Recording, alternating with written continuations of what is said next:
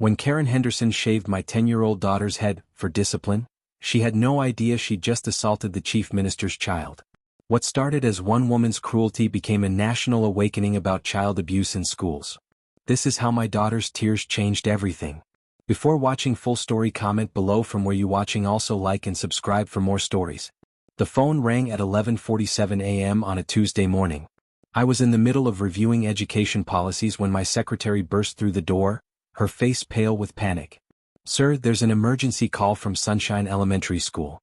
It's about your daughter." My heart stopped. "Arya." My sweet, innocent 10-year-old daughter who had left for school that morning with her beautiful long curls bouncing as she ran to catch the bus. "What happened?" I demanded, already reaching for my coat. "Sir, I think you need to get there immediately. The principal, she..." My secretary's voice trailed off, unable to finish the sentence.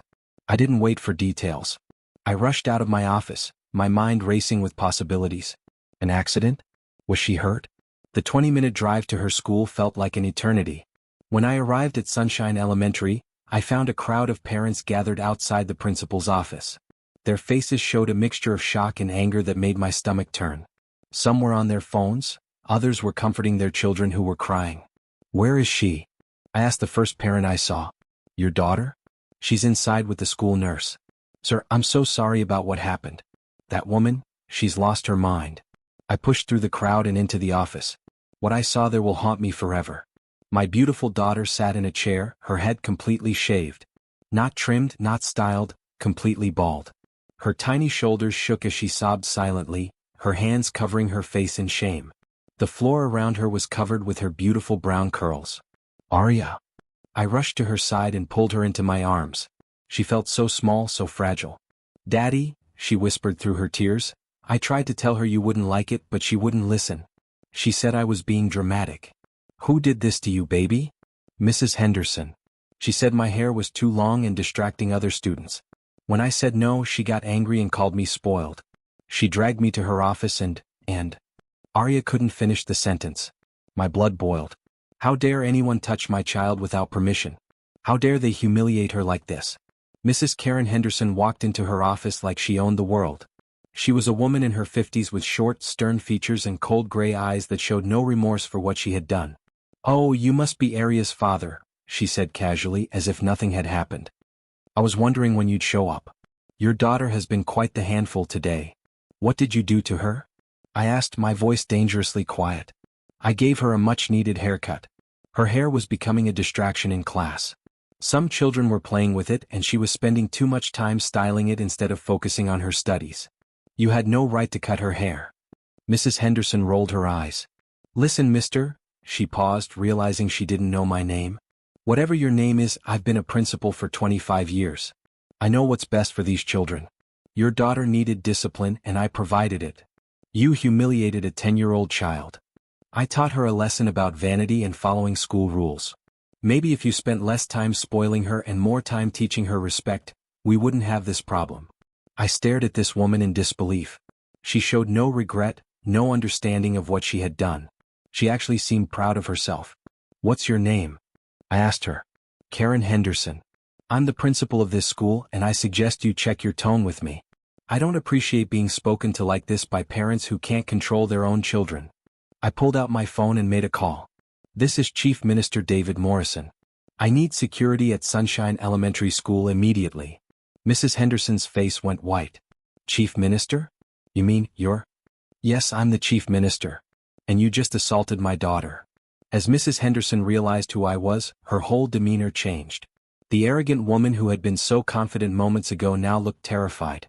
"Sir, I had no idea. If I had known who you were, I would never have..."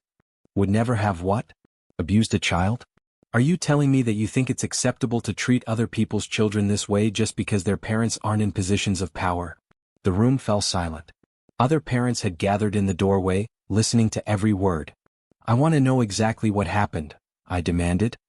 "And I want the truth." Mrs. Henderson's hands shook as she began to speak. "Your daughter came to school this morning with her hair in curls.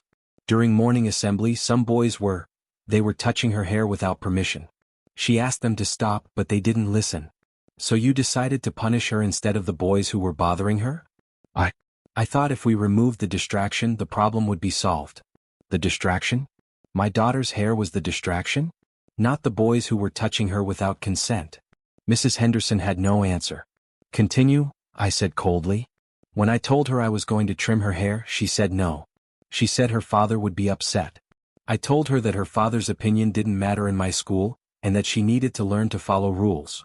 And then? She tried to call you, but I took her phone away. She started crying and said she wanted to go home. I told her that running to Daddy every time she faced a problem wouldn't help her in the real world. The cruelty in her words made me physically sick. When she refused to sit still, I had the school security guard hold her while I cut her hair. You had a grown man hold down a 10-year-old girl while you forcibly cut off her hair? I was trying to teach her about consequences. You were trying to break her spirit. As the full story emerged, I learned that this wasn't Mrs. Henderson's first incident. She had a history of targeting children from what she perceived as privileged backgrounds. She believed that wealthy or successful families spoiled their children, and she saw it as her mission to humble them. My daughter wasn't her first victim. Over the years, she had forced a child to eat lunch off the floor because his parents packed fancy food, made a girl stand in the corner for an entire day because she wore a dress that was too expensive, and publicly humiliated students by reading their personal notes aloud to the class. But none of her previous victims had parents with the power to stop her. How long has this been going on? I asked the other parents. Years, said one mother. We've complained to the school board, but nothing ever happened. She has tenure, and the board didn't want to deal with the legal complications of firing her. My son came home crying every day for months, said another parent. She made him feel worthless because we drive a nice car. I realized that my daughter had been targeted not because of anything she had done, but because Mrs. Henderson had made assumptions about our family based on Aria's appearance and behavior. Through all of this, my daughter showed incredible courage.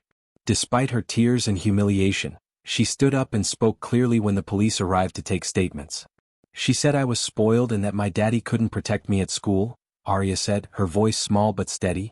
She said I needed to learn that the world doesn't revolve around me. What did you say to her? The officer asked gently. I told her that my daddy taught me to be kind to everyone, even people who are mean to me. I said that cutting someone's hair without permission is wrong, and that it wouldn't make me a better person. And what did she say to that? She laughed and said I would learn the hard way that life isn't fair. The officer looked at me with sympathy. Sir, your daughter is very brave. Most children would have been too frightened to speak up. I knelt down and hugged Aria tightly. I'm so proud of you for telling the truth even when it was scary. Daddy, will my hair grow back? Yes, baby. It will grow back. And you'll be even more beautiful than before. I don't care about being beautiful. I just want to feel normal again. Those words broke my heart into a million pieces. As chief minister, I had access to resources that most parents don't. I ordered a full investigation into Mrs. Henderson's conduct and the school's failure to address previous complaints. What we discovered was shocking. The school board had received over 40 complaints about Mrs. Henderson in the past 5 years. Parents had documented instances of emotional abuse, discrimination, and inappropriate punishment. Some families had even transferred their children to other schools to escape her treatment. Yet she had never faced any consequences. The school board's response was always the same: we'll look into it, followed by no action whatsoever. I also learned that Mrs. Henderson had been targeting my daughter specifically for weeks. She had been making comments about Aria's clothes, her packed lunches, and her confident personality. She had been building up to this moment, waiting for an excuse to put her in her place. The security footage from the school showed the horrifying truth. Mrs. Henderson had grabbed my daughter roughly, forced her into a chair, and held her down while she cut her hair. Aria's cries and pleas could be heard clearly on the audio. It wasn't discipline. It was assault. Word of what had happened spread quickly through the community. Parents who had never spoken up before began coming forward with their own stories of Mrs. Henderson's cruelty. The local newspaper ran a front-page story titled, "Principal's Reign of Terror Finally Exposed." Social media exploded with support for Aria and demands for justice. But the most powerful response came from the children themselves. The next day, dozens of Aria's classmates showed up at school wearing hats, headbands, and scarves in solidarity. Some of the older students had even asked their parents to shave their heads to match Aria's. "We don't want her to feel different," said one of Aria's friends. "What happened to her could have happened to any of us." The show of support made Aria smile for the first time since the incident. Mrs. Henderson was immediately suspended pending investigation. The school board, facing public outrage and potential lawsuits, had no choice but to act. But I wasn't satisfied with suspension. I wanted justice. I used my position to ensure that criminal charges were filed. Mrs. Henderson was arrested and charged with assault, child abuse, and violating civil rights. The security guard who had held Arya down was also charged as an accessory. The school board members who had ignored years of complaints were forced to resign in disgrace. I also pushed for legislation requiring mandatory reporting of complaints against school officials and stronger protections for students' rights. No child should ever have to endure what my daughter went through, I said in a press conference. And no parent should have to worry that their child will be targeted by someone in a position of authority. The months following the incident were difficult for our family. Arya struggled with anxiety and had nightmares about the incident. She became withdrawn and stopped participating in activities she used to love. We worked with Dr. Sarah Chin, a child psychologist, to help Arya process the trauma. The therapy sessions were heartbreaking. Arya would sit in the corner of Dr. Chen's office, her small hands folded in her lap, as she tried to process what had happened to her. I keep having dreams where I'm trying to run away but my legs won't move, Arya told Dr. Chin. And she's always there, holding scissors, telling me I'm bad. Dr. Chin worked patiently with Arya, using art therapy and play therapy to help her express feelings she couldn't put into words. The drawings Arya made during those sessions showed a small figure surrounded by darkness, reaching toward a tiny spot of light. Children are remarkably resilient, Dr. Chin assured me. But healing takes time. She needs to know that what happened to her wasn't her fault, and that the adults in her life will protect her. The trial was heartbreaking. Arya had to testify about what happened to her, describing in detail how Mrs. Henderson had made her feel worthless and powerless. She said I was a spoiled brat who needed to be taught a lesson, Arya told the court. She said my hair was too pretty and that pretty girls needed to be humbled. Mrs. Henderson's lawyer tried to argue that she was simply enforcing school policy, but the evidence was overwhelming. The security footage, the testimonies of other parents and students, and the documentation of years of complaints painted a clear picture of systematic abuse. When it was Mrs. Henderson's turn to testify, she showed no remorse. She maintained that she had been trying to teach Arya about real-world consequences, and that parents today were too protective of their children. I've seen too many spoiled children grow up to be entitled adults, she said. I was trying to prevent that. By traumatizing a 10-year-old? The prosecutor asked. By teaching her that actions have consequences. What action? Having beautiful hair? Being confident? Being loved by her parents? Mrs. Henderson had no answer. The jury deliberated for less than 2 hours. They found Mrs. Henderson guilty on all charges. As the verdict was read, Mrs. Henderson finally showed emotion. But it was anger, not remorse. She glared at me and mouthed the words, "This isn't over." But it was over. She was sentenced to 2 years in prison and a lifetime ban from working in education. The security guard received 1 year of probation and community service. More importantly, the case led to sweeping reforms in the education system. New laws were passed protecting students from abuse by school officials, and mandatory training was implemented for all education professionals. 6 months after the trial, Arya did something that surprised everyone. She asked if she could write a letter to other children who had been hurt by adults in positions of authority. I want them to know they're not alone, she said. I want them to know it wasn't their fault. Arya's letter was published in the local newspaper and shared thousands of times on social media. Read. Dear friends. My name is Arya and I'm 10 years old. You might have heard about what happened to me at school. A mean lady cut off all my hair because she wanted to hurt me. I want you to know that if something like this happened to you, it's not your fault. Sometimes grown-ups do bad things, but that doesn't mean you're bad. I was really scared and sad for a long time. I had bad dreams and didn't want to go to school. But my daddy and my doctor helped me understand that I'm still the same person, even without my long hair. My hair is growing back now, but more importantly, I'm not scared anymore. I learned that I'm stronger than I thought I was. If someone hurt you, please tell a grown-up you trust. Keep telling until someone listens. Your voice matters and you matter. We're going to make sure this never happens to other kids. We're going to make schools safer. You are brave. You are strong. You are loved. Your friend Arya *. The response was overwhelming. Children from across the country sent letters and drawings to Arya. Parents shared their own stories of abuse and thanked her for speaking out. I established the Arya Morrison Foundation for Child Safety in Schools, with a mission to prevent institutional abuse and support victims of educational trauma. The foundation provided free counseling services, legal advocacy, and educational resources for families dealing with similar situations. Our first major initiative was creating a national database of complaints against school personnel. For too long, abusive educators had been able to move from district to district, leaving no trace of their misconduct. The database would ensure that harmful patterns of behavior could be identified and addressed before more children were hurt. We also developed training programs for school administrators, teaching them to recognize signs of abuse and respond appropriately to complaints. The curriculum included real case studies, including our own, to help educators understand the serious consequences of ignoring warning signs. The impact of Aria's case extended far beyond our local community. Schools across the country began reviewing their disciplinary policies and complaint procedures. Several states passed their own versions of Aria's law, and the Federal Department of Education issued new guidelines for protecting students' rights. More importantly, children everywhere began to understand that they had a voice. Reports of inappropriate conduct by school personnel increased dramatically, not because abuse was becoming more common, but because children were finally being encouraged to speak up when they were mistreated. Dr. Jennifer Walsh, a researcher at the National Institute for Child Development, published a study showing that complaints against school personnel had increased by 300% in the 2 years following our case. For decades, children suffered in silence because they didn't think anyone would believe them or take action, Dr. Walsh explained. The Morrison case showed children that their voices matter and that adults will listen when they report abuse. 3 years after the trial, I received a surprising phone call from Mrs. Henderson's former lawyer. "Chief Minister Morrison, I hope you'll forgive the intrusion, but I wanted to discuss something with you.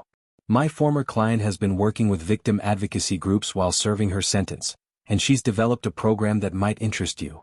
The irony was staggering. The woman who had traumatized my daughter was now working to prevent other children from experiencing similar trauma. "It's called From Harm to Healing," the lawyer continued. "Mrs. Henderson works with other offenders who have committed crimes against children, helping them understand the impact of their actions and develop genuine empathy for their victims." I discussed the program with Dr. Chin and with Aria herself. Both were intrigued by the possibility that Mrs. Henderson's experience could be used to help others.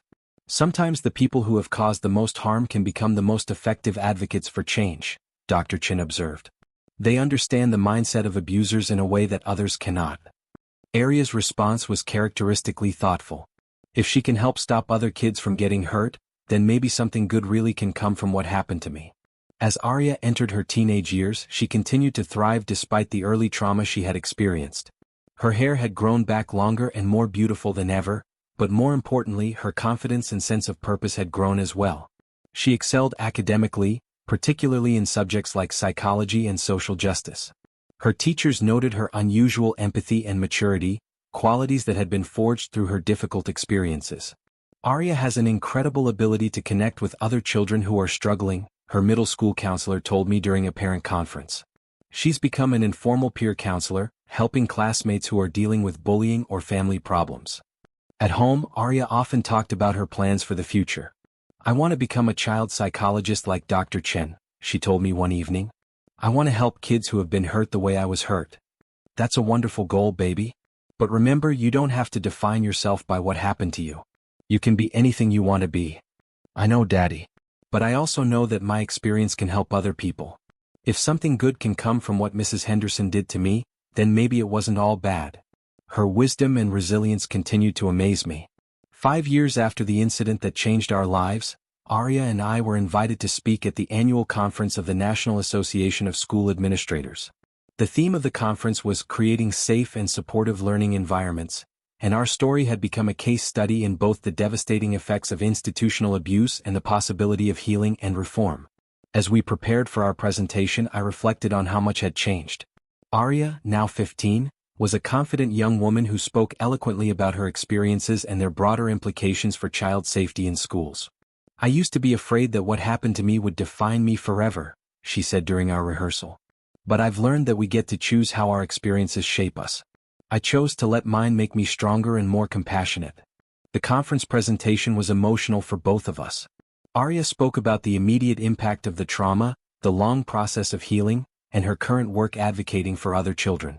Her voice never wavered, even when describing the most difficult parts of her experience. The audience of school administrators listened in rapt attention. Many had tears in their eyes as Arya described the fear and shame she had felt in the aftermath of Mrs. Henderson's assault. "I want you to understand that children remember everything," she told them. "We remember every word you say to us, every way you make us feel. You have the power to either build us up or tear us down. Please choose to build us up." During the question and answer session, a principal from Texas asked Arya what she would want other victims of institutional abuse to know. "I would want them to know that what happened to them wasn't their fault," Arya replied without hesitation. "I would want them to know that they deserve to be treated with kindness and respect. And I would want them to know that their voice matters, that when they speak up about being hurt, adults should listen and take action." 7 years have passed since that terrible Tuesday morning when I received the phone call about Arya. The changes that followed, in our family, in our community, and in our nation's approach to child safety in schools, have been profound and lasting. Arya is now a junior in high school, planning to study psychology and child advocacy in college. She continues to speak publicly about her experiences and has co-authored a book for young people about recovering from trauma titled, "Finding Your Voice: A Teen's Guide to Healing After Abuse." Mrs. Henderson completed her prison sentence and now works full-time for a non-profit organization dedicated to preventing institutional abuse. Her program has been implemented in correctional facilities across the country and has helped numerous offenders understand the true impact of their actions on children. The Arya Morrison Foundation has grown into a national organization with chapters in all 50 states. We've provided support to over 10,000 families dealing with institutional abuse and have successfully advocated for policy changes that have made schools safer for millions of children. Most importantly, the conversation about children's rights in schools has fundamentally changed. Teachers and administrators are more aware of the impact their actions can have on young people. Children are more empowered to speak up when they are mistreated.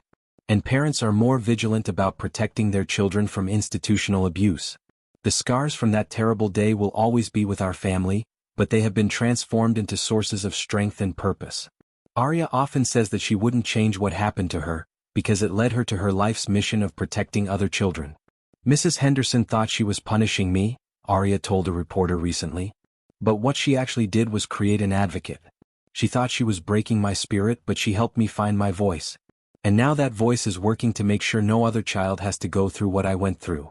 The incident with Mrs. Henderson taught us that one person's cruelty can have devastating consequences. But it also taught us that one person's courage, even a 10-year-old girl's courage, can change the world. Today, schools are safer because Arya was brave enough to tell her story. Children across the country feel more empowered to speak up about abuse because they know that someone will listen. And families dealing with institutional trauma know that they are not alone and that healing is possible. As I watch Arya prepare for her future, confident, compassionate, and committed to making the world better for other children, I am filled with pride and hope. She has taken the worst experience of her childhood and transformed it into the foundation for a life of purpose and meaning. And that, perhaps, is the most powerful lesson of all. We cannot always control what happens to us, but we can always choose what we do with what happens to us. Arya chose to turn her pain into purpose, her trauma into triumph, and her voice into a force for change. The girl who was once silenced by cruelty has become a voice that cannot be ignored. And the world is better because she refused to let her story end with that terrible Tuesday morning when someone tried to break her spirit. Instead, that morning became the beginning of something beautiful, a life dedicated to protecting others, a voice raised in defense of the vulnerable, and a demonstration that even the smallest person can make the biggest difference. Mrs. Henderson wanted to teach Arya a lesson about humility. Instead, she taught the world a lesson about the power of resilience, the importance of justice, and the unbreakable strength of the human spirit. This story stands as a testament to every child who has ever been hurt by someone they trusted, every parent who has fought for their child's safety, and every person who has chosen to transform their pain into purpose. May we all have the courage to speak up, stand up, and never give up in the fight for a safer, more just world for our children.